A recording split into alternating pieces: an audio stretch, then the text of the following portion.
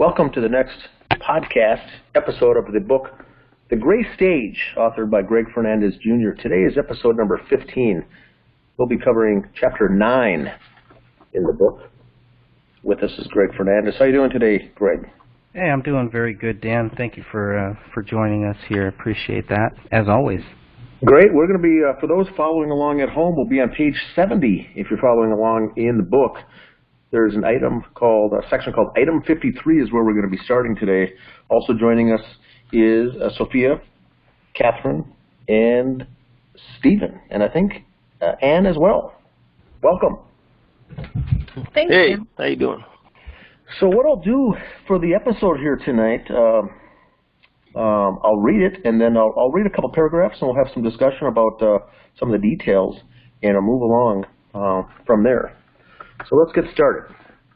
On January 20th, 2015, Biotech Emergency Services, the company hired to clean the crime scene, was in the process of removing items from the residence when a mushroom bullet, item 53, rolled out of the living room carpet. This spent cartridge had some white material on the surface, weighed 169.54 grams, and was found with an expanded nose. Quote, I was contacted by the cleanup team while they were in process. Detective Sean McKnight wrote in his report about item 53. They stated that they had located a bullet that had been rolled up in the carpet. The bullet had rolled out under the hardwood floor that had already been cleaned, end quote. A lot of information there. Where should we start, Greg? Well, I think, the main thing is when this bullet was found. The bullet was found on January 20th, which is, if the police didn't leave until January 18th, that's 2 days later. We could say 3 days.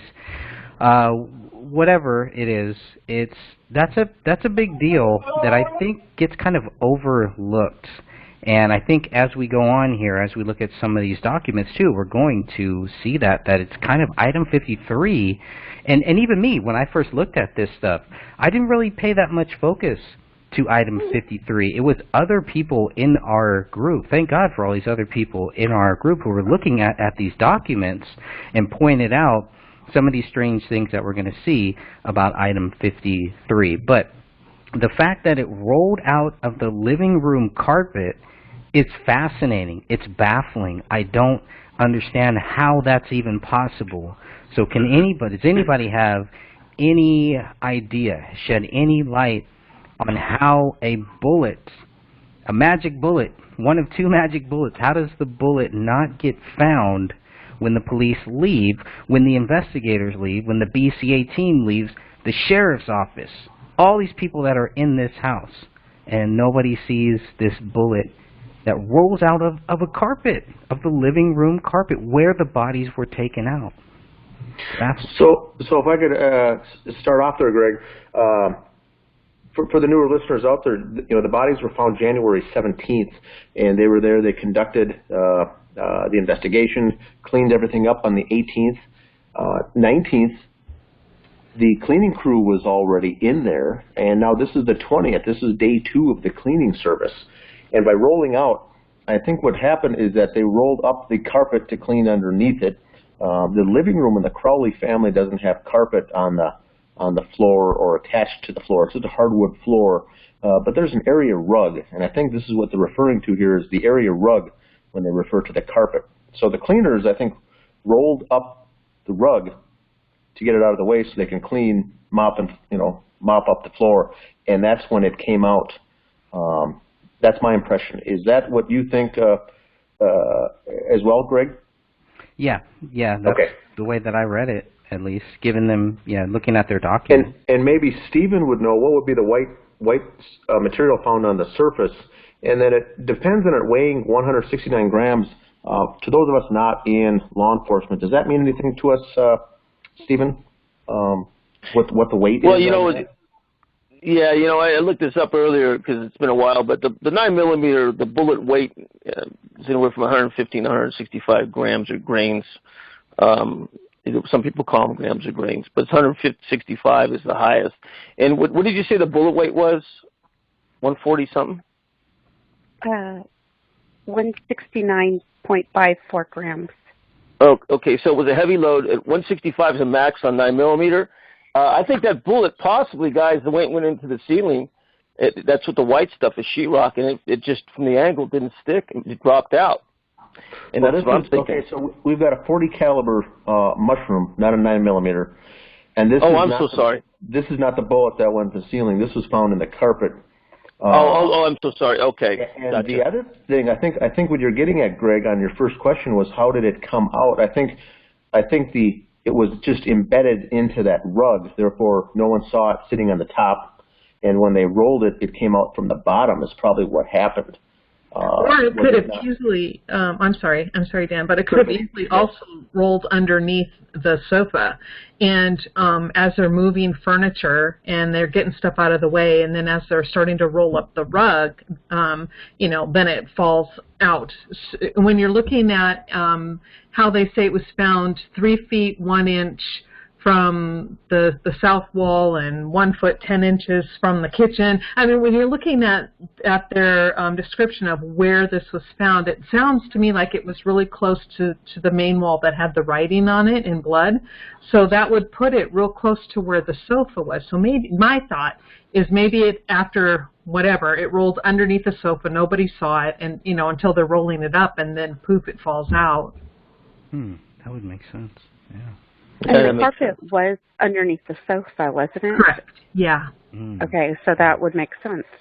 But then what is this white stuff? What is... and that's why I was asking to look at those photos. I don't see any white stuff. So, but of course we don't see the mushroom den, but that's actually lying on the floor. But yeah, the whites and they don't really clarify. I've been trying to find that. Yeah, that's part of Joe Cooksley's notes. That was something that I just kind of noted there because I was trying to find anything on item 53, and I couldn't find that much on it. But so I don't know what the white stuff is. Like you said, we only have 4 or 5 photos of that bullet, and we only, and they only film it, or they only have photos of the bullet where it lands. So, like you said, we don't really know where the bullet was. They don't know where the bullet was, and maybe that's why it's not included in any of their diagrams, which is something I want to talk about later. And the other thing for this important thing to note for the listeners here, this is January 20th, so this is day 2 of the cleaners. Now we have to keep in mind that January 19th, the day before, is when several members of David Crowley's Gray State project team were in the house doing something that caused a neighbor to call 911 for suspicious activity. So they were already in the house at this time the day before. So the cleaning had not been done yet. Cleaning had been started, but the cleaning of the house had not been concluded. So this was day 2, and I think they wrapped up on this day. So they were just doing the final cleanup here, and that's when they found this bullet. And so you got to remember the Gray State guys have already been sitting in the living room on those couches or whatever, the very day before, in the process of the cleaning taking place. And so Stephen might be able to answer this.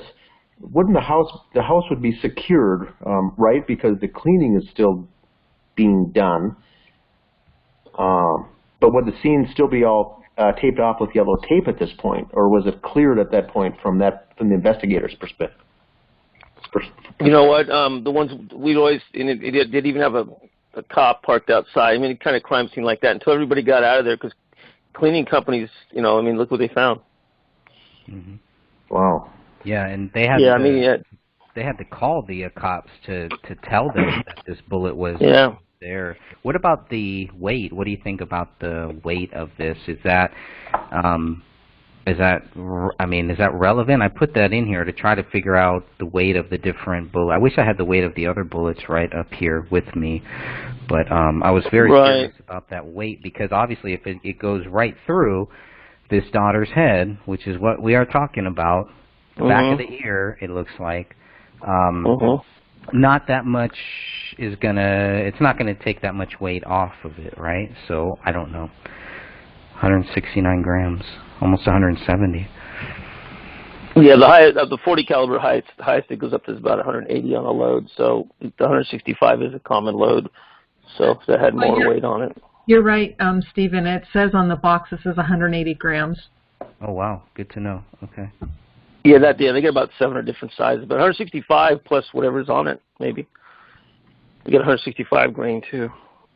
So does that help us see how far it would have traveled from hitting the daughter and then going into this magic area that none of the investigators or anybody in the house can find it until 3 days later when they're told about it by this biotech emergency services? Yeah, the bullet could change angles and everything, and after it struck bone or it struck something else.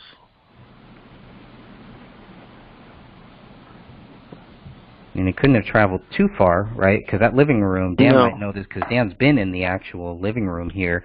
It couldn't have gone that far.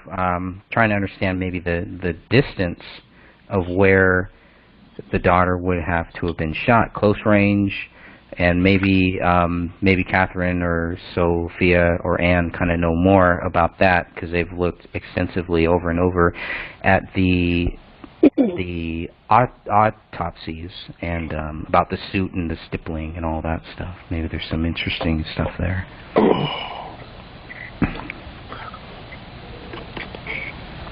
I haven't looked at it in a while, but to understand how close the bullet was when she was shot, I think would be something that I thought that the investigators would have looked deeper into. The fact that they really don't mention item 53 that much is very bothersome, and I think many people looking into the case just don't know that. They really don't know that. And looking at the documents, I can see why. Well, another thing is they may want to diminish it to some extent because it's once again it's something that they missed. Mm-hmm. Item 57 they missed, and so they tried to downplay it. Item 53 they missed, and they tried to downplay it. I think is the embarrassment is part of it. I think. Mm-hmm. That would make sense. Mm-hmm. And I don't think a lot of people understand that living room was pretty small. After you look at the photos and you get an idea of where everything was, I was surprised to find that it was as small as it was.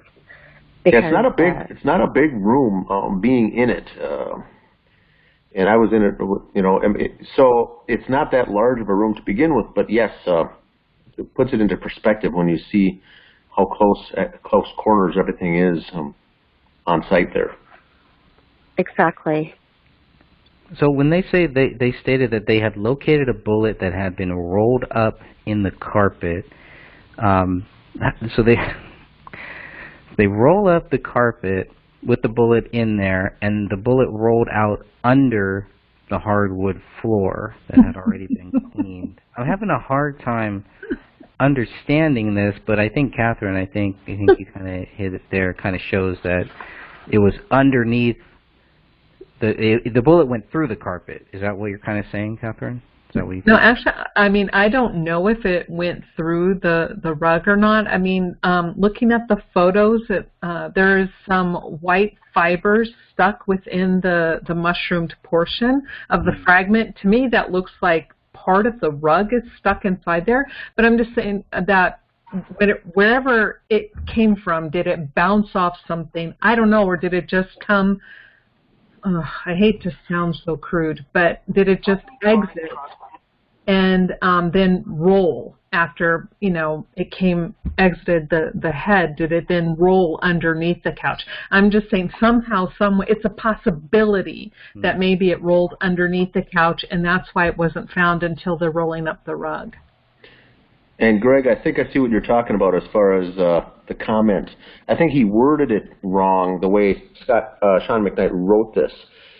You're getting stuck on, I think, Greg, where it says the bullet rolled out under the hardwood floor. Right. Well, right. It obviously didn't roll under the hardwood floor. It rolled out under the carpet and bounced around and landed on top of the hardwood floor. But the way Sean McKnight has it worded is that he actually does say it went under the hardwood floor. So that's obviously an error, is what I'm guessing is how he meant it. Yeah. He didn't mean to write it like that. Yeah, I think he kind of meant under the rug. The way that I really read it is under the rug. But yeah, I mean, obviously it didn't go under the hardwood floor. So. But they had it. It sounds to me like they rolled up that area rug first to clean the hardwood floor, and then while they were unrolling it, perhaps, or moving around that rolled up carpet already, it came out. That's how I understood it. Okay. Yeah. While they were moving it, once it's rolled up, and while they're moving it out of the house, then it rolls up, which is also kind of weird when you look at where. And I will add in the video version, I'll add some of the few photos that we do have. But when you look at where it landed, it pretty much landed on the same wall where the blood writing was. So that's also another curious thing. By this time, the couch is obviously moved. It had to, I'm guessing, but I'm assuming that it would have had to have been moved based on the photo that we've seen that was taken a few days after. It was already moved, probably by January 19th. That couch had been moved for whatever reason, which is also another strange thing. But it does look like, the bullet rolls next to that wall. So where were they moving it to? Where were they moving this rug? That made me think they were moving the rug out the back door, not out the front door, for it to have rolled that way. Unless you got two people on one side, a smaller guy on the north side, if you're looking at the house, I guess, or just looking at north and south on the diagram that we will show up here too. It's just kind of weird how it rolls out and how it just lands in this area here. It's very, very curious to me. Now, we definitely know that they had to find a bullet for Raniya, because at this point they didn't have one, but I'm jumping ahead here, sorry. I'll continue on with the next paragraph. Quote, at approximately 1300 hours on 1/20/2015, Detective Brian Bone reported, quote, Detective McKnight was contacted by the company cleaning up the Crowley residence at the request of David's father. The cleanup crew personnel notified Detective McKnight that they had discovered a bullet at the residence. They relayed to Detective McKnight that while picking up the rug from the main living room area, a bullet had come out of the carpet and fallen to the floor, end quote. So it pretty much matches, right? It matches yep. two things. And this is January 20th, which would have been a Tuesday, 1300 hours, so we're talking 1 p.m. in the afternoon on a Tuesday. David's father, it looks like he's the one who arranged for this biotech emergency services to come in. They found it, and then they found this bullet and called Detective McKnight. Now, looking at that bullet, the bullet comes out of the carpet. How far could that bullet have rolled? I guess too was another question. Rolls almost perfectly where you can see everything that you need to see with that bullet.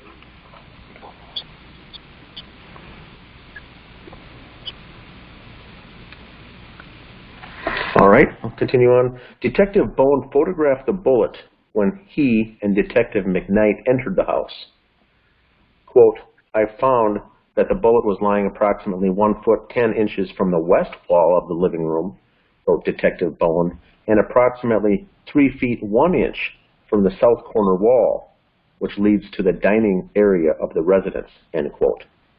It should be noted, Bone continued, that the bullet was predominantly flat on the back and was sitting on the front/mushroomed portion of the bullet. The bullet appeared to be mostly intact at the time of our discovering it, end quote. Now, I gotta say, when I first saw that bullet, you know, the way that it mushroomed to me was kind of weird. But that's because I've never seen a bullet that has gone through a person, or you know, never seen a bullet in that the way that it landed. But I think the one thing, it was clean. I remember I noticed that the bullet was pretty much very, very clean, and sitting on the front mushroom bullet. The bullet appeared to be mostly intact time of our discovering it. So, yeah, there wasn't really that much damage or anything done to it. It was just kind of there. And oh, the other thing. Here's the thing that I wanted to mention. Was that nowhere in these documents does it say that the cleaning crew or anybody had touched this bullet. That's going to be a very important piece when we get to the DNA. It's very important to note that nobody says that they touched it, nobody picked it up, or anything like that. I just want to make that clear because I went back and I double-checked that to make sure. And Greg, it's important too. You had mentioned earlier the investigators at this point, prior to this day, only had 3 bullets picked up from the scene. And there was 3 dead people, so they just assumed that each person was shot once. Problem solved. And now they get this call saying another one was found. So it didn't necessarily leave them scratching their heads, but it would have left them thinking, you know, was someone shot twice, and if so, why? And now we know that a month later they get a call from another person that there's another bullet missing. The comedy continues. All right. So they find it. It's laying there. They discover it. They photograph it and whatnot. Now moving on, it says item 53-1 is a swabbing item from item 53. Hairs found on the bullet were labeled as item 53-2. This bullet contained a blood mixture of 2 or more individuals, with the major DNA profile matching Raniya. Interestingly, David and Komel were excluded from being contributors to the newly found bullet. Based on those results, authorities should have been looking for a second DNA profile. Unlike some other results, it is not stated that 99% of the general population can be excluded from contributing to the blood mixture of item 53. What I find interesting about that sentence is this bullet contained a blood mixture of 2 or more individuals. So they're talking about blood, like from 2 or more individuals, or Raniya's blood mixed with DNA from 2 or more individuals. The way that it's stated, I'm confused by this. Because, and there's a reason why I'm trying to get to the bottom of this, because for David's bullet, it's stating that there was no blood found, but his DNA was found on it. And some are saying that it was his blood. On item 53? On item 57. Oh. This is why I'm trying to get the clarification for item 53 first.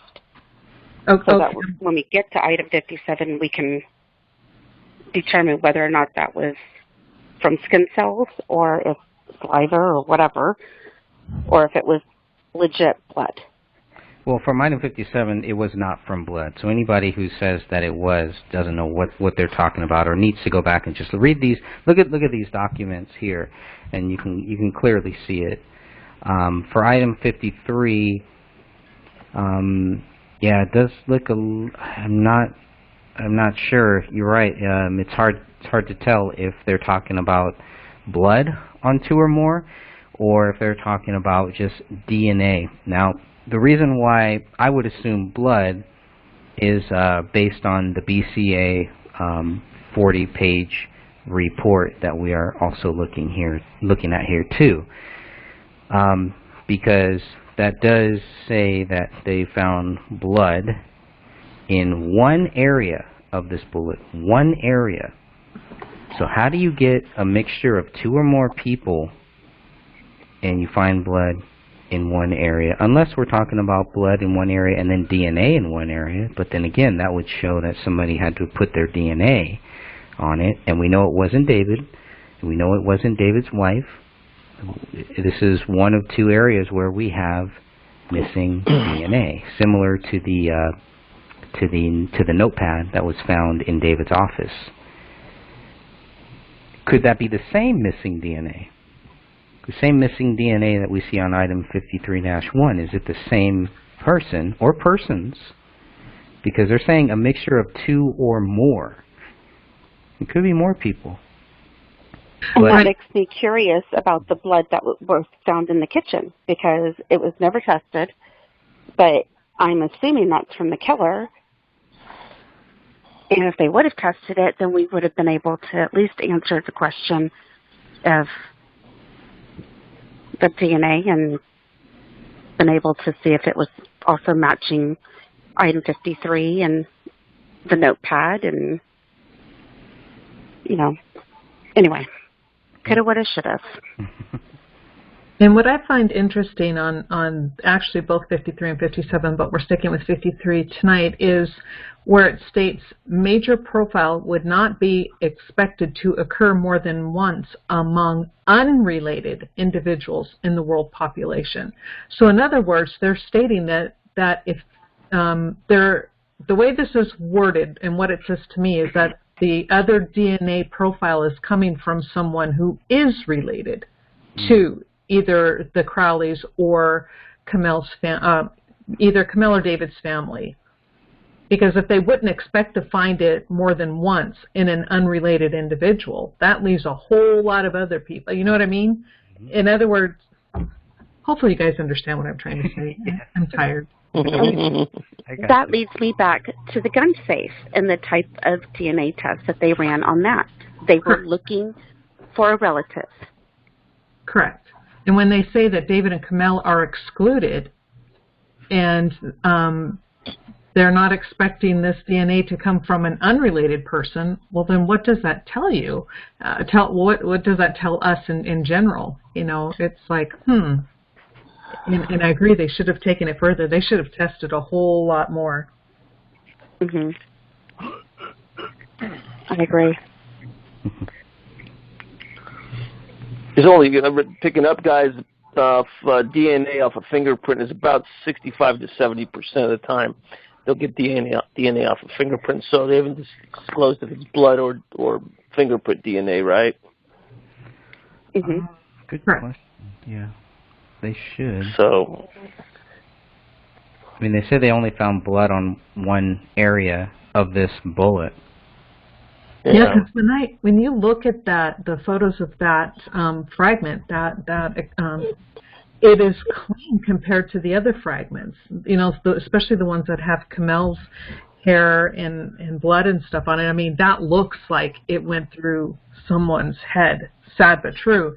But you look at this one and I'm hard-pressed to see where it actually went through a body. It's very clean. I agree, Catherine. I absolutely agree. And at least here they say they found blood on one part of the bullet, whereas you go to item 57 and they say that they didn't find blood on that bullet. Correct. Yet item they found 57. DNA. Correct. Right. Item 57 did not have blood. So obviously they were checking all over the entire bullet.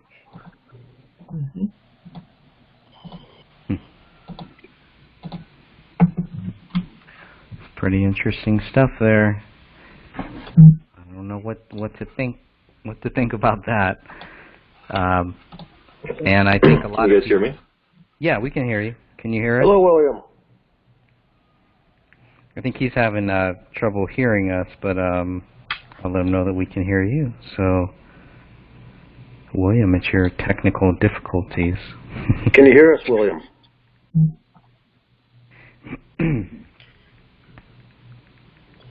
So what Greg, in the comment in your book is very good here. It says, based on those results, the authorities should have been looking for a second DNA profile. And we don't have any evidence that they did any other further research or examination to see who that other person was. David and Komel were excluded. We already know that Raniya was the major contributor, which leaves us with who else? Mm-hmm. So that's a good point. Welcome, William. Can you hear us? I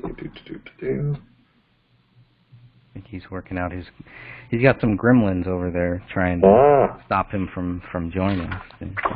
That's what happened. We've got one paragraph left. Should I wrap that one up, Greg? Yeah, sure. Final paragraph is, since authorities did not discover this spent round on their own, we will never know where item 53 landed after allegedly killing Raniya Crowley. What we know for sure is that item 53 rolled out of the living room carpet on January 20th, 2015. What we still need to know is the source of this missing DNA profile or profiles associated with this bullet. Now, I would think that just this here would warrant a new investigation or to continue the investigation. Do we need to present to them, to the AVPD, do we need to present to them some of the other, do we need to find the DNA source for them? I mean, shouldn't they be looking for this DNA source? Why did they not? It's not like there's just one. There's obviously two here. Who is, at this point, at February 15th, 2015, who is in charge of this investigation? And who is looking at this DNA and saying, well, yeah, there's somebody else here, but we're not going to even go there? I mean, I would assume by looking at this that the investigation should have kept going on. There should have been some type of follow-up to item 53 and to item 41. And we're not seeing that. So the investigation cannot be closed. It could be one more reason why it's never closed, why it's ruled exceptionally cleared. But shouldn't the police put some effort into this now, into finding these two DNA sources? Or are we, we're six years later? Is that just a lost cause at this point? But how do they account for the two missing DNA sources? This is stuff that I wish I would have known when we had the opportunity to ask Detective Gummer the 21 questions. It's things like this that make me very angry that it took so long for us to get this data. It was like stalling and stalling and stalling, and even now there's still stuff that they're stalling me on. After all of this time here, there shouldn't be any stalls here. If they believe David Crowley is guilty, they should be able to lay it out in black and white. And all we see is just a gray stage here. And that's why we are here. That's why we are looking for justice. That's why we will continue to look for justice for this family. Because who else is going to do it? Right. Yeah, you're right. Mm-hmm. So, Stephen, who would be responsible for that if, these results show up to the detectives? Would it be the responsibility of the detectives to say, okay, we need to start looking in a different direction, or is it the lab's responsibility? Do you know? No, it'd be the Office of Detectives, the police department, to drive that. And to answer your question, we'd have to take it as a PI case and get an attorney involved and write it up and try to submit it to the DA. I mean, it's about the only route, and see if they reopen the case. But it's up to the cops to push any kind of evidence. Okay. Yeah. No, this is Dan. If this was, once again, if we put it in terms of a court case, this missing bullet that was just found wouldn't be admissible in this case at all anyway. So would they even be interested in pursuing it at all from a legal perspective? Because they can't do anything with it, as is item 57. Both of those would be inadmissible in a court case. Why? Well, are you sure about that? I mean, other evidence, it can be revisited you know. But since they were both found and not, the house had been entered by other people. They would have been tampered with. The scene had been released, and you've got all these other people coming in and out. There's no way to prove at that point that those were there and part of the original crime scene. So I agree with Dan that I think it would be really easy to have that tossed out, both of them, 53 and 54. Sure. Yeah, defense would definitely try to toss it out. I'm just not sure how the judge would rule on that. Especially if it did have confirmed Komel's blood on there, or Raniya's, or somebody else's blood attached to the house, they could probably move it up a little bit just based that they have evidence of victims' blood on that. You know, and who touched it after that?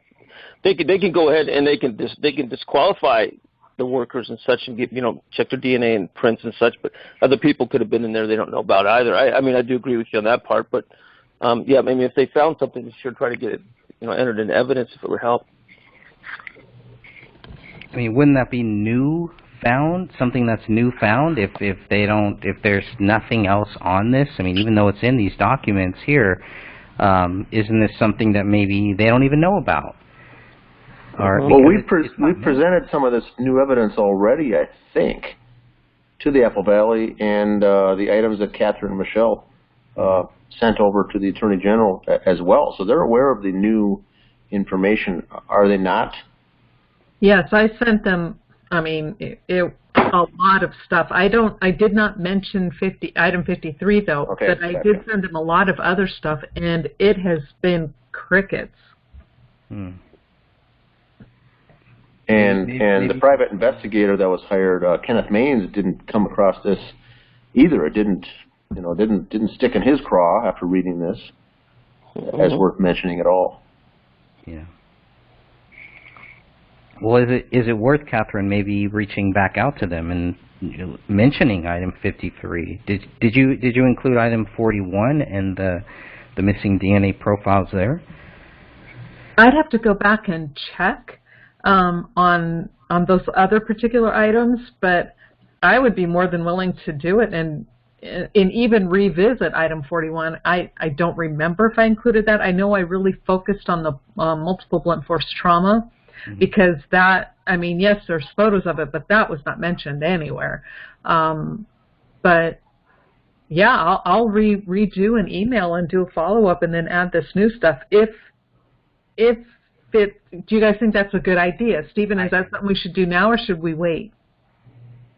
I don't know. Maybe we should Monday morning quarterback this before we before we get any doors. Maybe shut it or show our hand. Maybe we just basically write a report up and try to get an attorney involved. And I suggest that to help get us more documents and records. Okay.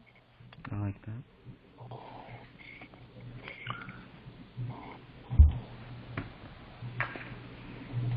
I like that.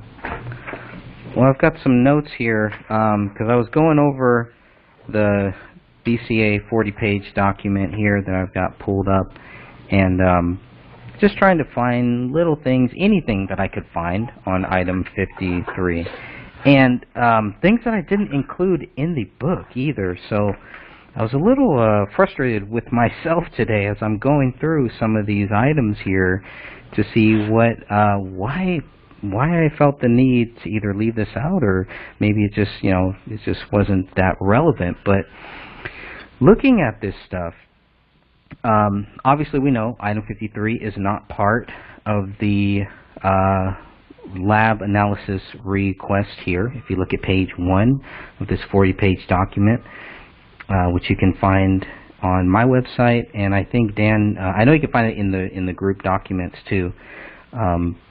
And you may be able to find it on uglytruth.info, Dan Hinnan's website too. But you can see this ends at item 48. So page 404. These are 4 pages. These are all of the items that are going to be looked at by the Minnesota BCA.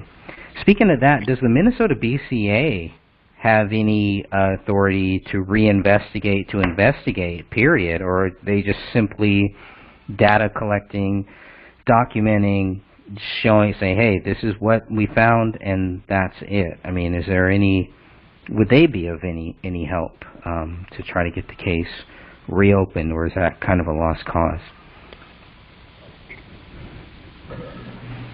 I think it could be, but that's the group that's got the inconsistencies with the metadata on the photographs. Mm-hmm. So they're going to be hesitant on doing anything, I think. I see. Well, the first 4 pages, this is signed off by Joe Cooksley on 1/18/2015. A big thing to note here, I'm going to go back up to page 1, actually. The estimated due date. If you look at the estimated due date, these are some interesting dates that we do have here. So there's not much time. They're giving it a couple months for most of these things here, but there's not much time for them to find these extra bullets. And because once they figure out, let's say that they didn't have item 53 or item 57, they would only have bullets tied to David's wife. That's it. So it's really odd that all of a sudden, a few days later, they find a magic bullet rolls out of this carpet. 1 month later, they find a magic bullet in this attic. They needed to find those. Whether they were just, whatever the case is, I'm glad that they did find them. And I'm glad that they actually documented them. But in this 40-page document that we're looking at here, it's really brushed over, especially item 53. I would even argue item 53 is mentioned less than item 57, and we're going to go through some of that here too. So the first one, only 48 items. That's all that they had when they left that crime scene. Then they have this other analysis request form that is not dated. This is 3 pages long here, filled out by Detective Bone. And they found other items. When they says, is this a new case, they put no, which is accurate because it's not. This is where they find item 53. The only thing they're going to test for is the nuclear DNA. Scrolling down just a little bit here, known DNA samples. I want to talk about the known DNA samples because they put yes and they put no. So they've checkmarked yes and they've checkmarked no. And we're going to see later on that they have DNA samples for all 3 people. Maybe it's a typo. Possibly. That's the only logical thing that I can make sense of. But in the comments here, and again, this is not dated. So you wouldn't really know that they're talking about item 53. You wouldn't know that they're talking about item 57. Based on the order of these documents in these 40 pages, I can only guess that they're talking about item 53. So this is a possible murder-suicide. I am submitting a found bullet from the scene after the BCA crime scene team left this scene. Test for DNA if possible. Questions, call me. And that's from Brian Bone. That is to Joe Cooksley. Very short, very brief. I mean, there's just really not much here. So, is Joe Cooksley out of the loop here too? He says, okay, test for any DNA. Doesn't say what date that they found it. This document here is not dated. This 3-page document is not dated. Then we go down to page 8 here. And this is where the nuclear DNA tests are going to be done here. This shows everything that they have tested as of 2/3/2015. Obviously, item 57 is not going to be included on this. But whereas there were 48 items previously, this is a 4-page document, now we're getting into items, there are 53 items. Item 50, 51, and 52 are known DNA or are known blood samples from David, Komel, and from Raniya. Where did these DNA samples come from? Are these DNA samples from the bodies at the crime scene? They are. They took them when they did the autopsy. They took blood samples. From the crime From scene. the bodies during the autopsy. I got you. Okay. Because, I mean,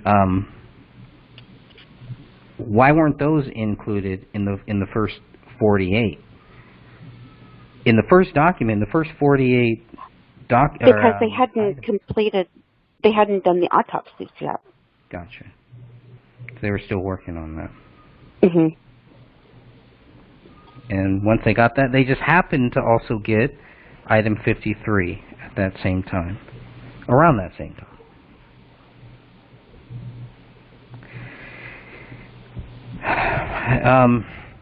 Now here's the main thing here, looking at page 10. One area of item 53, that's where they found blood. So this says, presumptive testing indicated the presence of blood on the following. One area of 53. The presence of blood is in one area. Now, the way that I would read that would be that, okay, there's one blood source. So how do you have two DNAs? How do you have two people here on one area? This is what they looked at. This is what they tested. Item 53 was tested for blood. The way that I'm reading these documents. If I'm wrong, I'd love to be shown that. If you guys know, of anywhere here, I can't find anywhere else when they say that they swab 53. I can't find that they swab anything else but this one area.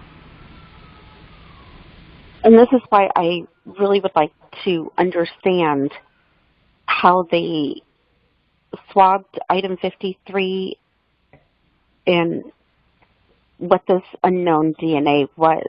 Was it touch DNA? Was it skin cells? Was it saliva? Was it what?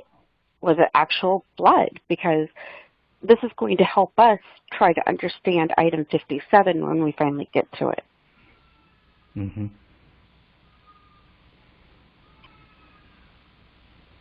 Okay.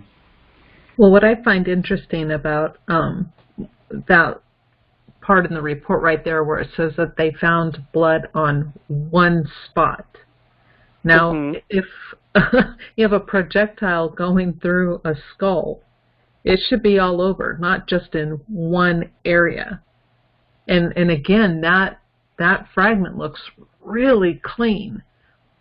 So that's my question. And because since we don't know and we can't see the quote-unquote area of blood that was found, could it have been a drop of blood that had been mixed, who knows, prior? Maybe somebody picked it up. Again, we just don't know. There's not enough information. It's very vague. Right. That's probably why I didn't put a lot of that in my book, because it was, what do we know? What can we prove? What did they find? What is conclusive? A lot of that, I really tried to stick to that. So that's probably why I barely mentioned item 53-2, which we can see here on page 12. Hey, look, there's 53-2. Apparent hairs and fibers were collected. So that's where I got it from somewhere. We found it. When a hollow point mushrooms, does it mushroom once it makes impact with the body or the skull or a wall even? Does it impact at that time? Does it mushroom at that time, or how does that work? Because upon contact with the surface, it'll mushroom, depending on how hard the surface is. So if it went through Raniya's skull, then it should have mushroomed by the time it exited? Correct. So it should be covered in her DNA, the entire bullet, correct? And they only found blood in one spot. Yep, that's my point. So it should have had tissue. It should have had hair. Yep. Yeah. A lot of hair. It didn't. Nope. Brain matter, everything. Yep. Huh. So does that help us maybe see close range, far range? This is another rabbit hole. What if it's you know, it just say that, you know, the wing, its wing girdle just barely touched your skin and just drew a little blood, and then when it went from maybe just barely touching her skin, I mean, it should be more blood if it entered any part of the body, but it would mushroom if it hit the floor or the carpet. It should be a lot more blood if it entered her body, though. That's for sure. And they didn't find any stippling for Raniya at all, so this was not an up close and personal. Well, this is where the idea, at least in my perspective, and we have Stephen here, because reading her autopsy report, it does state, where is her autopsy report? I brought it up here. It states the wound is surrounded by an approximately 0.5 centimeter wide faint circular impression. No evidence of soot, stippling, or unburned gunpowder particles is on the skin or bones surrounding the wound. Now, could that have been a silencer, or what? I mean, we know it's surrounding the entrance wound, the circular faint impression, but they don't find stippling or soot. Could that have been caused by a silencer? You're still going to get powder out of the barrel, okay, even with a silencer. So it still has to exit following the bullet. So okay, so do you have powder? Yeah, go ahead. No, I'm sorry. I was going to say, do you have any idea what that faint circular impression could have been? Yeah, they may have put the barrel against her head. Okay. But there should be stippling, correct? If they pressed it right against her head, maybe not, because I'm talking right against the skin. All that stippling is just going to go inside. It wouldn't be tattooing or stippling on the outside. And if her hair was down along that area too, the hair would absorb some of the stippling, I believe. Not all of it, maybe a little bit. But the round circular, if it's fairly consistent and accurate, would be the barrel of the weapon, possibly. Okay. Oh, that's horrible. Yeah. Thank you for explaining that, because we've been wondering about this for a long time. Yeah, no problem. Yeah, so we know they have, they still have that blood. They've retained the sample of David, Komel, and Raniya in their entirety. So that's good. What else did I have here? I had a few other notes. See if I have any more. Let's end this off here. Let's see, I have page 14. So page 14. So finally, here on page 14, this is where you can see they have now included item 54, 55, 56, and 57. So this is everything here. What I find disturbing here is if we scroll down to the circumstances, we're looking at page 14 of page 40 of the BCA lab analysis results here. In the circumstances, they are sure to mention item 57 that they found on 2-18-2015, no mention of item 53. Nothing. They go down here to the date and time processed. Again, they mention 1/17/2015 to 1/18/2015. They give you the exact times of the processing. Nothing on item 53. They skip down to item 57, 2/18/2015. They give you the times of those dates. Item 53 is completely out of this so far. That bothers me too. Why? If they're going to mention item 57, why don't they mention item 53 here? Yeah. It's a big That's problem. a good point. It's a big problem that we have here. I don't understand that. I really don't. They're very careful to mention a lot of other things, to mention every person that's looking at this, etc., etc. It just seems like some of these documents were filled out and then they were added on. So where we see in the circumstances, it just looks like from where it says on 2018-2015, that was added later from the date/time process from 1745 hours to 1945 hours on 2/18/2015. It looks like that was added later. Why didn't they add? They had time to add that. Why didn't they add anything about item 53? I don't understand that. I don't understand that reasoning.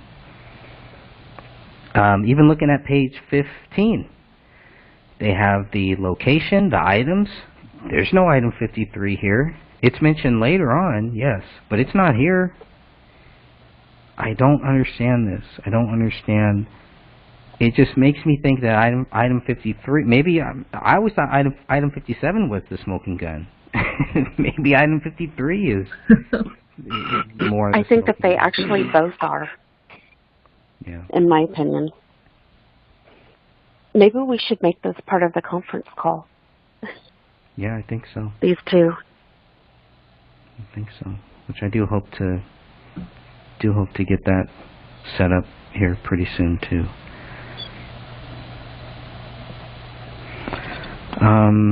What else did I have here?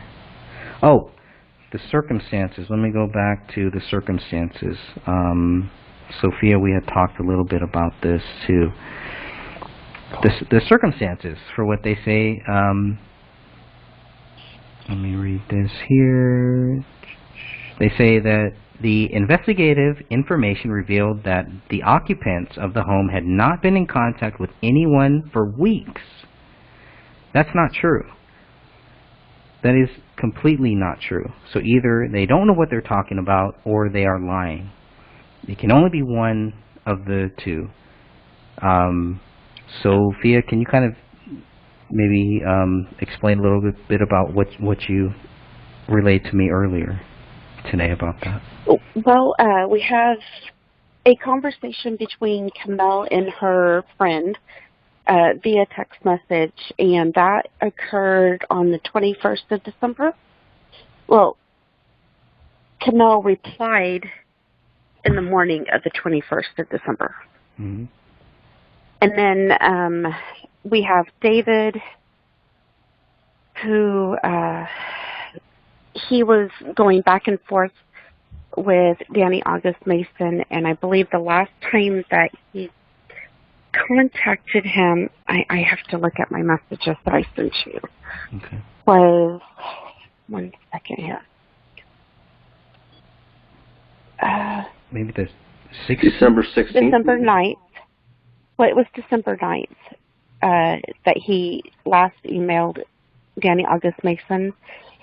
He emailed Jason Allen on December 17th.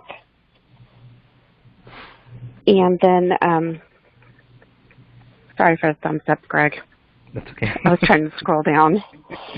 And then supposedly we have the text message to Chris Peck about the pot, but we haven't seen any proof of that.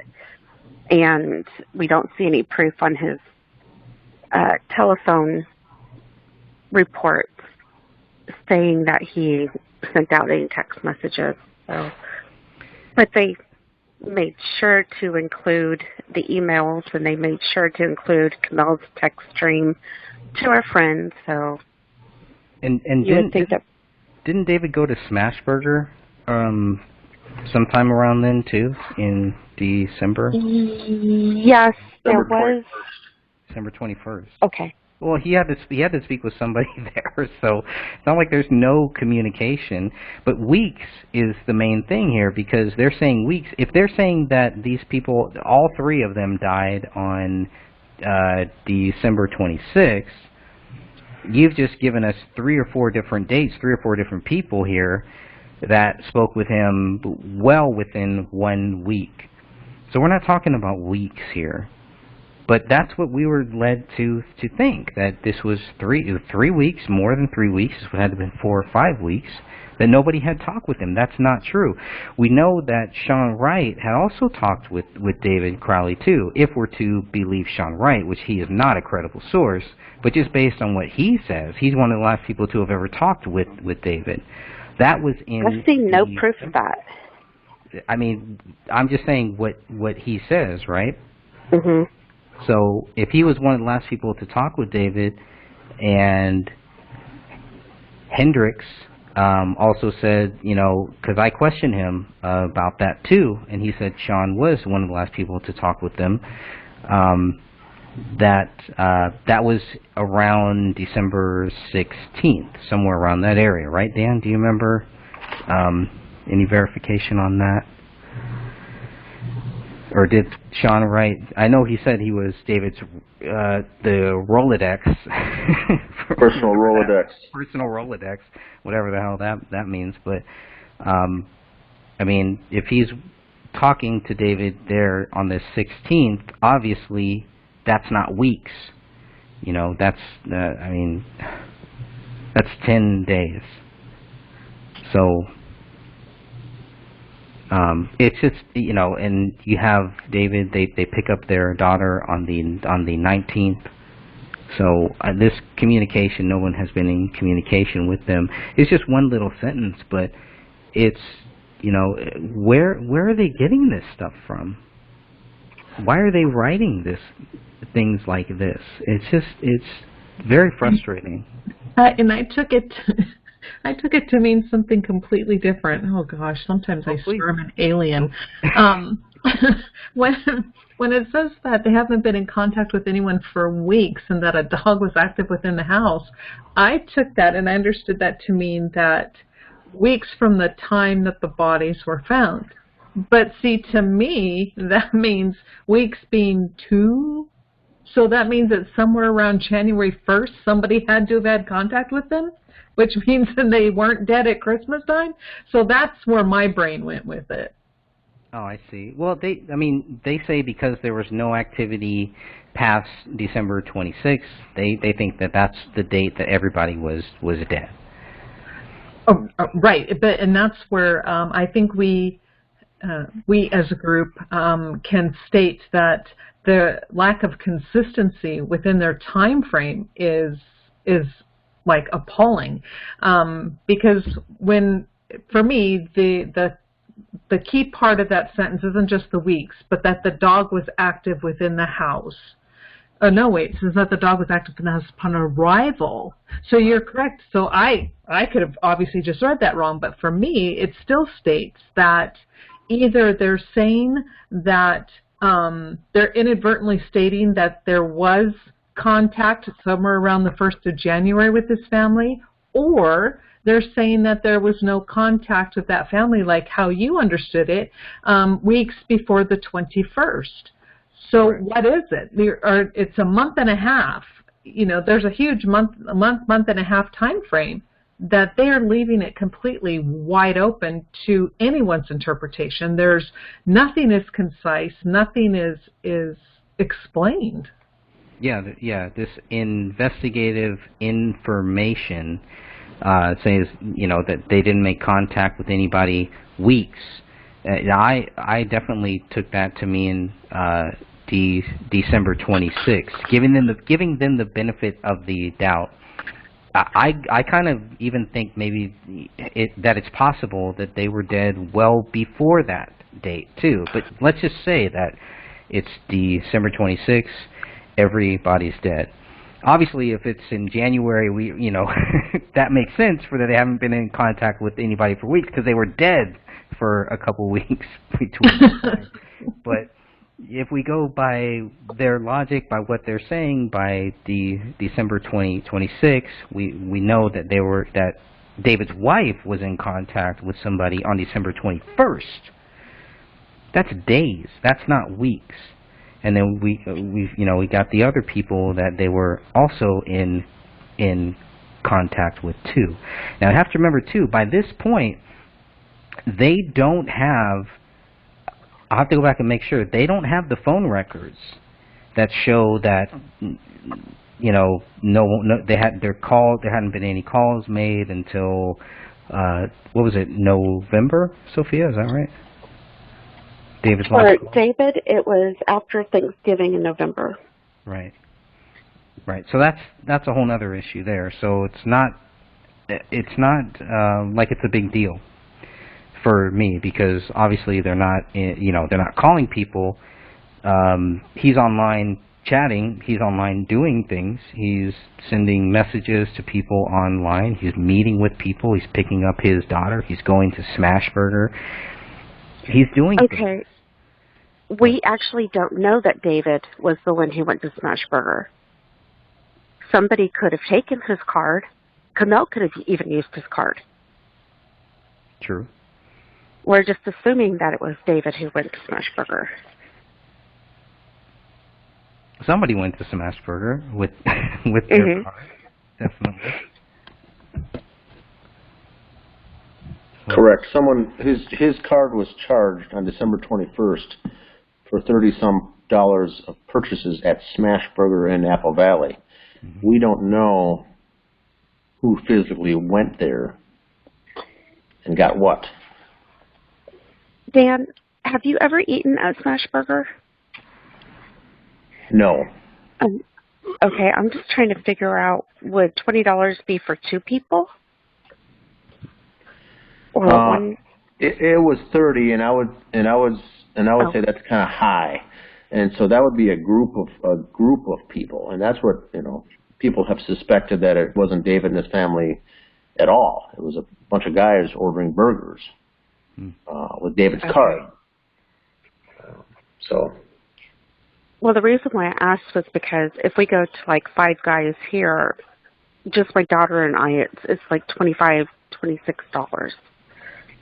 And that's just usually 2 drinks, 2 burgers, and a fry. Okay. So that's Texas. That's your Texas prices there.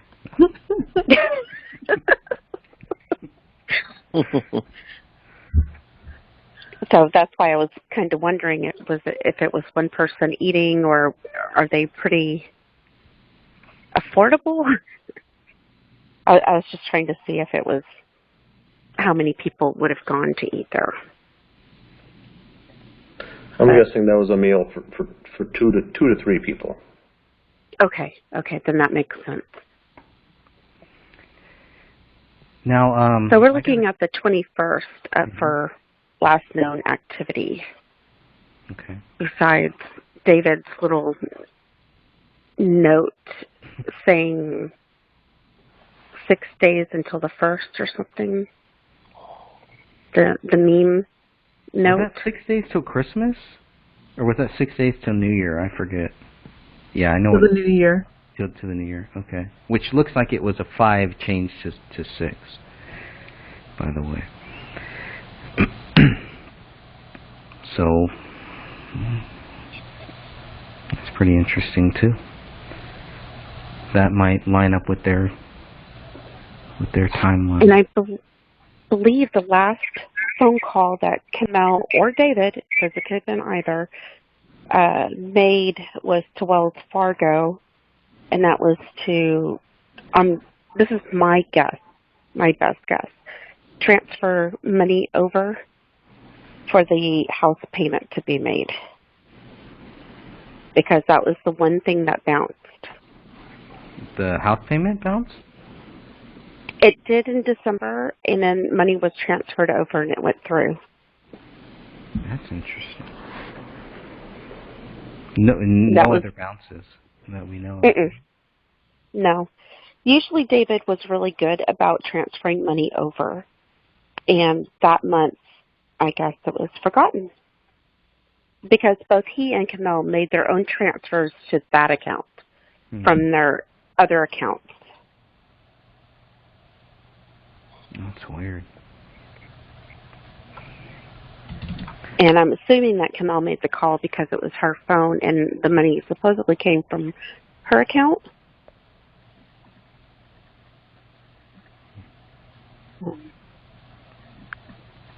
Well, I got page 21 pulled up here, And this is where I had assumed we would see item 53. It's not here. I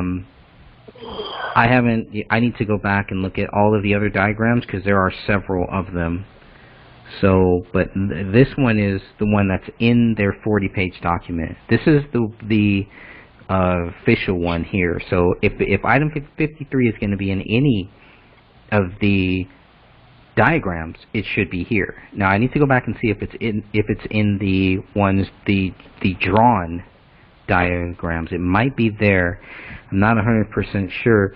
But looking at this, I'm just going to, with my cursor, I'm going to show where item 53 was. And this is where item 53 should have been found. And as you can see, there's no item 53 there. There's item 57. So if they didn't include item 57, I would say, okay, well, that makes sense. But the fact that they include item 57 and not item 53 frustrates me. Why would you not include that one?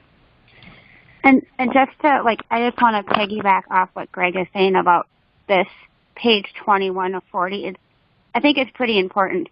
Okay, so I was looking over some of the reports on the bullets while you guys are talking. There are 3 bullets with white substances on them. One is item 45, which is the bullet that went in the south wall. One is item 53. And then the other bullet was item 57. So the bullets with white substances had contact with a wall or ceiling. And then if you read the page 21 out of 40 that Greg is referring to, it says in here, a hole was observed in the south wall of the open area. This is item 45. Chemical testing of the area around the hole failed to detect the presence of lead.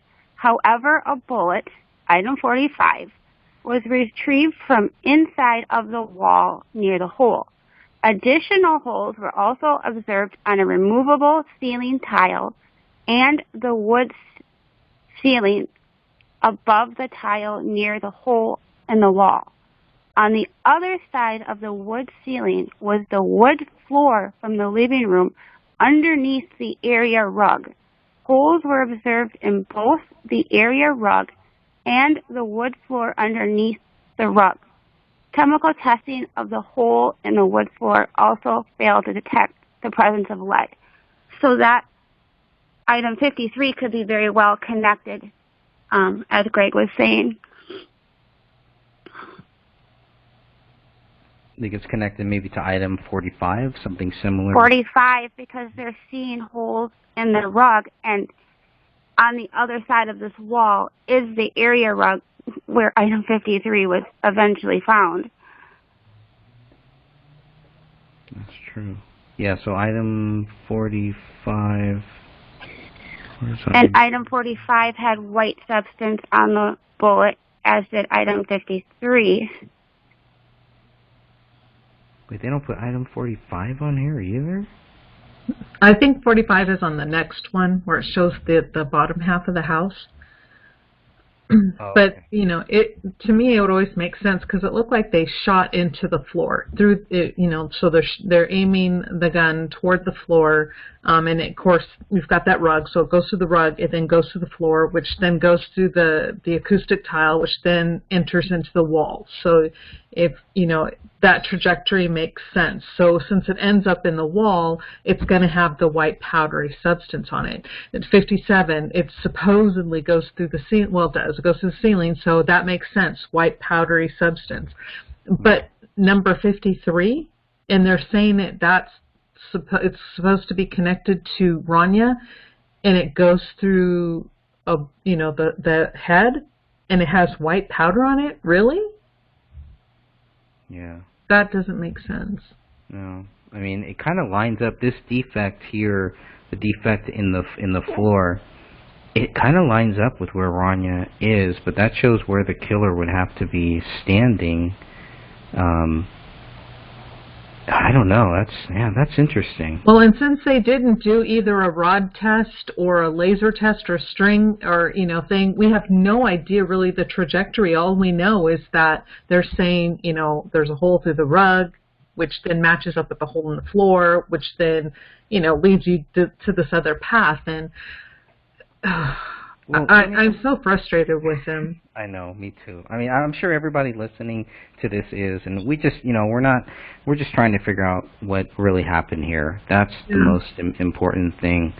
But Stephen, I mean, wouldn't you think that the police would, once they know that there is item 53, wouldn't they want to get more of the details to say, okay, this person was standing here, this person was standing there, find out more about where exactly these people were when when the bullet rolled out of this rug, to kind of help them understand something to where they would know, to get some type of area of see where item 53 was really found on this rug. We don't have any documentation. We don't have any police reports saying that, okay, I spoke with both of the guys who lifted up that rug. This guy was standing here. The second guy was standing there. They watched it roll out, and it rolled out here. Everything's just very vague when it comes to item 53. Shouldn't there be more? Yeah, I mean, we talked about it possibly, these things being placed in there after the fact. I mean, you got the spent casing, and you don't have a bullet, and then you got 2 bullets, and then you had a live round on the floor at one time. It just doesn't make sense. They could have went back in there and reinvestigated that. Like you said, speak to the people that found the bullet. There's marks on the floor of the carpet. They could certainly probably line the carpet back up with the hole and any kind of damage to the floor underneath it. That wouldn't be very difficult, and maybe trace that back to where the caliber was ignited, where it was shot from. Should there be a supplemental report of them going through that and saying? Yeah, I mean, absolutely. Yeah, I mean, just cases closed can be reopened any time. I mean, there's no statute of limitations on homicide if we can prove that. Right. That's interesting. Yeah, I mean, the whole thing with the bullet, really, that's why I was confused in the beginning. I didn't read my notes. I apologize, but that 53 doesn't make sense. No, it doesn't. But here on page 22, they finally do mention item 53. They have 50 through 53. Who it was submitted by, not who it was found by, which is different than the other items. But that's okay. At least they're talking about it now. It's in the conversation. Item 53 is included in the nuclear DNA section, and it's also included in the firearms section. So that's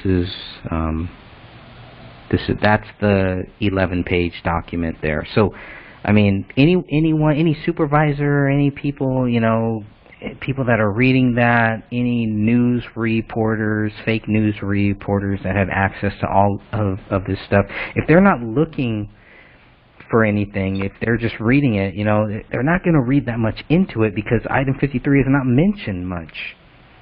But to a journalist, to people who really care about what happened here, to people who understand what item 53 is, it's a big deal that it's just glossed over. Glossed over more than item 57 from what I can see here. I find it interesting here, page 23 is just the item 52, which is Raniya's blood sample. So it isn't like, 50 and 51, which is David and David's wife. That's their blood sample. It's just weird that we have this one document here dated 3/16/2015 that only mentions one item, item 52. I'm not sure what's going on there. It just looks like a lot of backtracking here, that they're kind of saying, okay, item 52 is a single source composite DNA profile indicated as a female, was obtained by comparison to other samples in this case.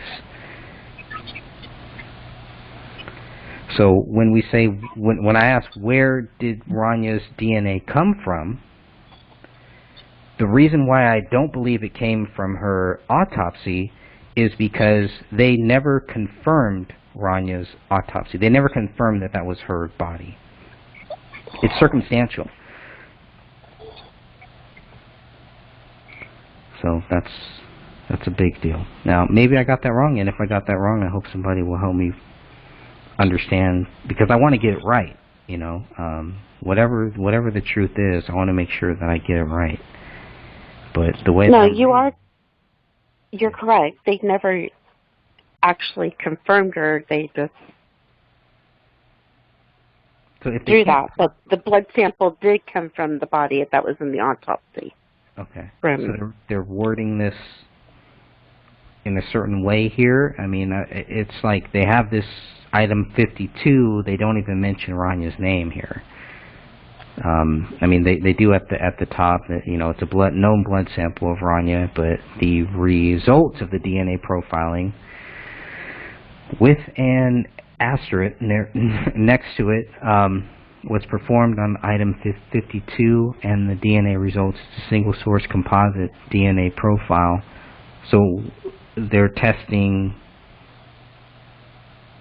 her body, and they just are kind of assuming that it's her, or I'm a little confused by this. And I'm sure people that understand this terminology know exactly what they're talking about, but I don't, obviously. Well, I do have a question for Stephen in regards to this.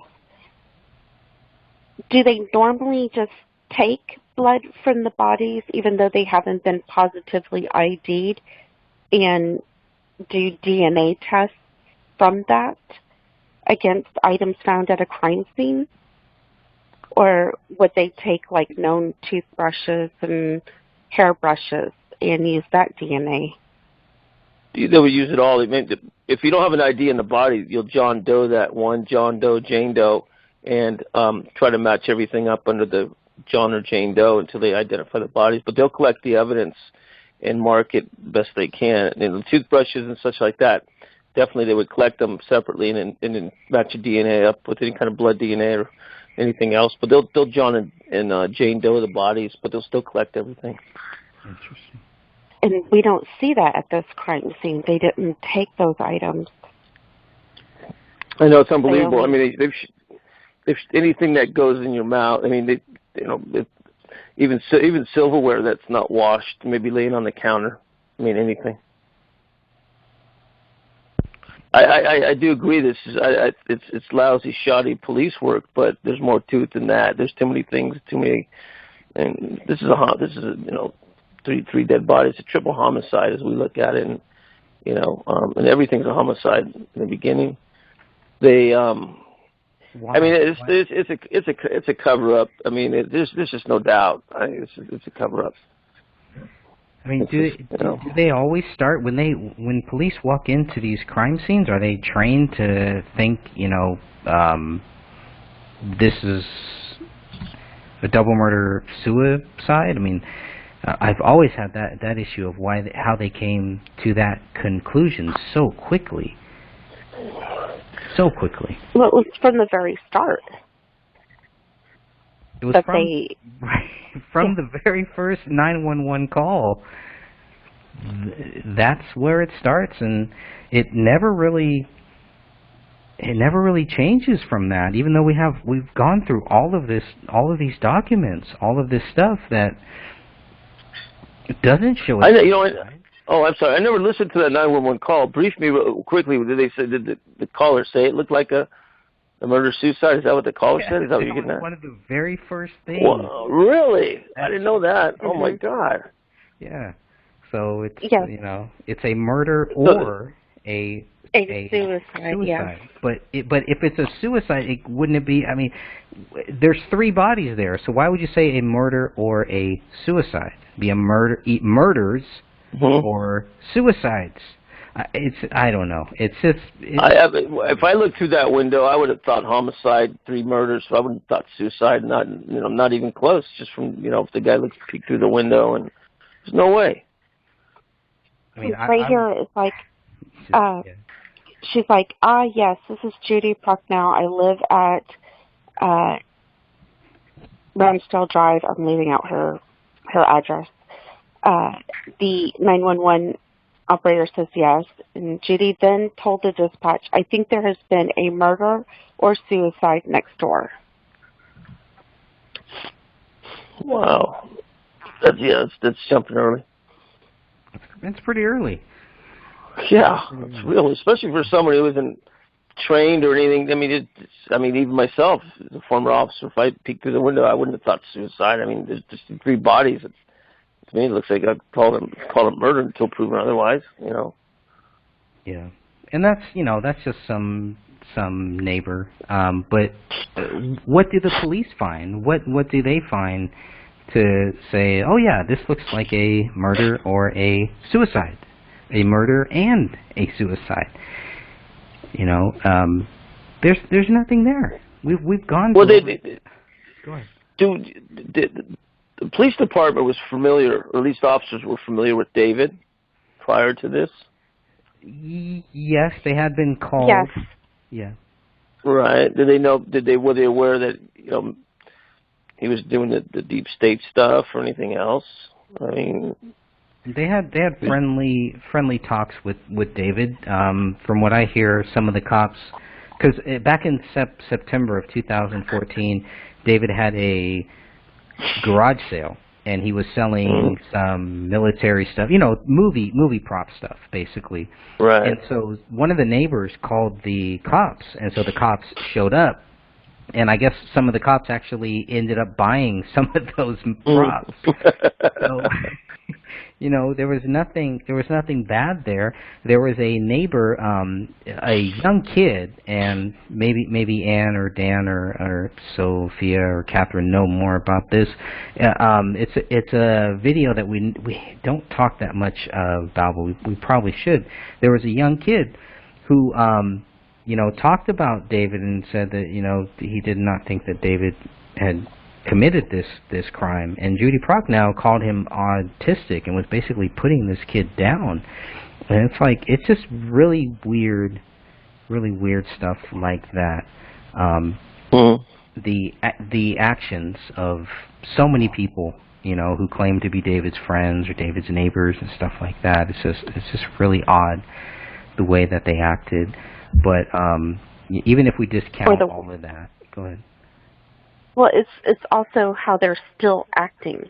Is because if you're on Reddit or Instagram or anything and you talk about this case, boom, she pops up and she tries to control the narrative immediately. It is the freakiest stuff ever, and that's why we try not to say her name, because it's like a moth to a flame. Wow. Yeah. Oh. And then it goes from her trying to control the situation to then attacking. Yeah, which she has no facts to back any of this stuff up, is not looking at any of the stuff, will not debate any of these factual documents, the actual document. I don't know if she's even read them. She only spoke with David once, twice, maybe. She even admits that she didn't even know him. Yeah, no, she doesn't know anything. She's almost, the only relevance, from my view, the only relevance she has to this case is this call, the 911 call, and the fact that the Gray State goons have taken advantage of her, talked bad about her, and pretty much have tricked her into whatever she thinks is really going on. But she's one of the people that thinks that there was a pact theory, that David and his wife had this pact to kill themselves and to kill their daughter. At the same time, she'll say that the official theory is right. You can't have it both ways. The official theory states that this was a double murder suicide. If there was a pact, that is a double suicide and a murder. So even that logic, that's why people should not even take her seriously. And the crazy thing is, she sits there and spouts all this crazy stuff about David, and then she had allowed her grandchildren to play over there. Yeah, it's completely unsupervised by her. I mean, it's just crazy. If he was somebody who was so unstable and stuff like that, why are you letting your grandchildren play over there? Yeah, it's ridiculous. So, or not even know him or speak with him, but you're allowing your grandchildren to go over there. That's crazy. I mean, allow them to play in the backyard where you could see them and you can see what's going on. Or at least go over there and strike up a conversation and get to know that person before you allow your grandchildren or anybody to go into that house that's part of your family. I mean, I totally would not have ever allowed anything like that to happen. No, that's ridiculous. Without knowing the person. Let's see, what else do I have here? Okay, page 31. Let's go to page 31 here. 31. Okay, so 31. These are the results of the firearm. Because I was trying to see, okay, they say David's gun fired item 53. So let's see what they have. What evidence do they have? Now, in the BCA 488 document, you'll find probably a lot of more of the actual details of this here. But just looking at what they have, what they finalized, based on everything that they find, etc., etc., this is what they say. They say that item 1 did fire item 53. So, okay, so that's great. Based on what? That's where it gets a little tricky here, because they have a hard time. I know we're going to talk about item 57 on another show, but they have a hard time connecting item 57 to that gun. And they use item 31, which is a bullet fragment, which is completely weird too. But they don't really explain how do they prove that item 1 fired item 53. The only thing that they mention is that when they looked at item 53 and these other bullets here too, that they show them to be consistent with bullets from a Winchester PDX-1 brand cartridge. Okay, how does any of that prove that item 1, which is the gun, fired item 53, the bullet that we're talking about here? I'm not seeing it. Are you guys seeing anything? What would you, let me ask you this. Wait. What would you need to see in order to prove that item 53 was fired from David's gun? What should I look for? Wait. Items test fired cartridge from item 1 were entered into Minnesota Firearms Database. Search failed to reveal any items matched item 1. If future searches of the database. Yeah, I was interested. Maybe you can read that and we can get Stephen's view on that if you want to read that sentence or that paragraph there. I didn't understand. I'm reading it off of the phone, but I'm having a hard time seeing it. Yeah, it's. I was baffled by that one too. Items of a test-fired cartridge case from item 1 were entered into the Minnesota Firearms Database. A search of the database failed to reveal any items that matched item 1. Right. And my guess is if it was fired in any other crimes. Crime. Right, that's what it is. It was used in another crime. Gotcha. Correct.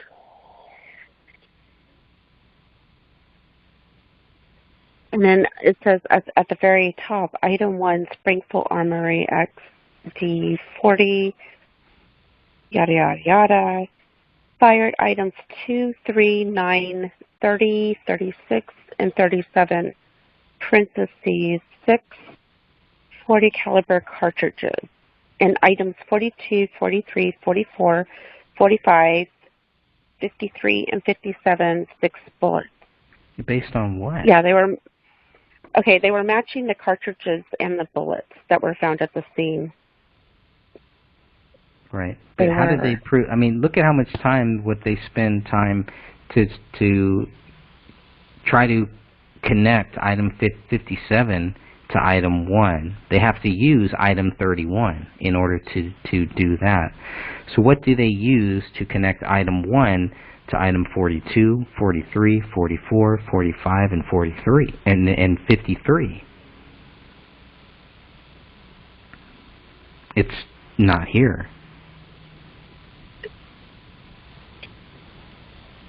Is it in the large BCA report, the information of how they matched these bullets up? That would have to be, yeah, in the BCA 488. They would have those images would have to be there to show, okay, well, we match this because if you shoot a gun if you shoot a bullet out of this gun, these markings should be there. So that's what we should look for then, I guess. That second to last paragraph where it said images of a test-fired cartridge, I'm guessing that they took this test-fired cartridge and matched the rifling marks against all the ones that were up in this first paragraph. But if they did that, they wouldn't need that. They wouldn't need item 31 to match item 57. That's a whole other issue. I know that's a whole other thing. Just trying to stick to item 53. So what we should find, and we'll go through the later on, we'll go through the BCA 488, and maybe we'll come back at a separate time and try to figure out, okay, well, this is how they were able to take these test bullets, the cartridges that were fired, the bullets that were fired from item 1, and we should find evidence that they matched it to 42, 43, 44, 45, and 53. So those images should be in the BCA 488 document. So I'm going to make a note here to try to go through those.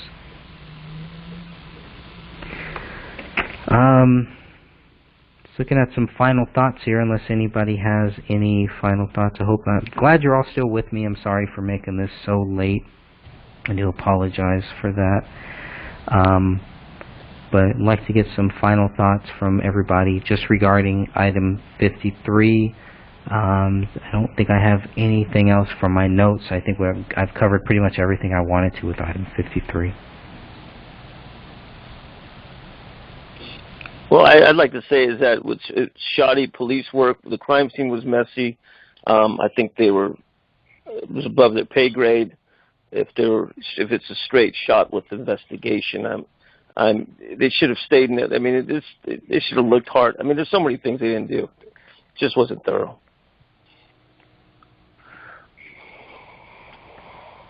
All right. Anybody else? Final thoughts?